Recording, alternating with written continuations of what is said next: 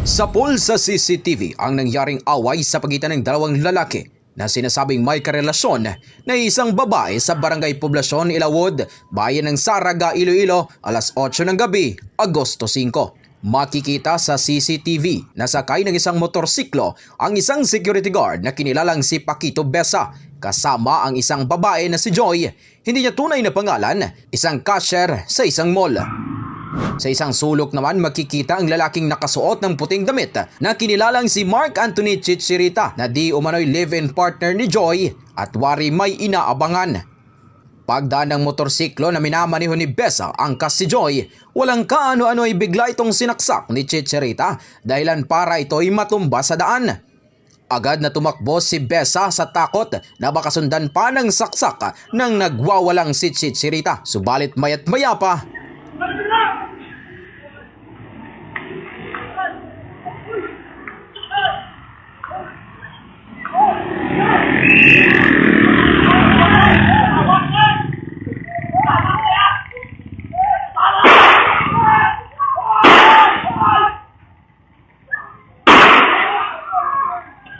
maririnig din sa CCTV ang pagsigaw ng ilang mga nakakita na huwag ituloy ang pagparil, ngunit hindi nagpapigil ang security guard at binaril si Besa ng 3 beses. Abi naman hindi niya papagtiro na binamhana lang bala. Oo. Singgit kami hindi niya pagdayo na. Oo. Tapos dugay-dugay ding palupok niya tapos paglupok ging katuan sang bana ang asawa niya ging kupaan niya. Oh, Kupan na sila. Do 3 or 4 kalupok di lang kami sure, hindi ko lang naisip. Oo. Pagkatapos ng pamamaril ay agad na tumakas si Chichirita sakay ng kanyang motorsiklo, ngunit dahil sa tinamong sugat ng saksak ay dumulong ito sa Zaraga Rural Health Unit na kalaunay ni refer din sa Western Visayas Medical Center.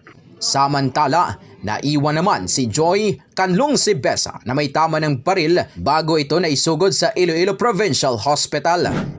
Akon sa tanaw naton sir na ang motibo ni love triangle no, kaya ang sa babae ang rason kay ang accordingly ang victim bala mo tong nakaputi ang natiruhan. Sir. Live-in partner kuno sang cashier da sa SM. Oo. Tapos may bata ni sila, and then ang nabunan ang motong sa nagamotor, may karelasyon makuno sila sa third party. Oo, Okay. may karelasyon sila sa babae.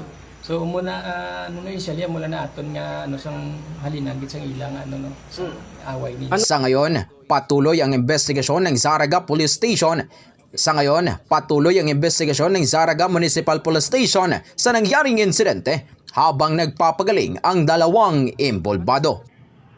Balita mula sa probinsya ng Iloilo, ito si Kabanderang Melmar de la Cruz, bumabandera ng makatotohanang serbisyo publiko at kasiyahan sa bawat Pilipino. Radyo Bandera. Ang ining balita ang ginadulong sa inyo sang DTX Coffee Mix. Himo sa natural nga sangka parehas ang amarkuso, chia seeds, sugared cane extract powder. DTX Coffee Mix. Nakakapi ka na, naka-detox ka pa. DTX Coffee Mix. Mabakal sa mga butika.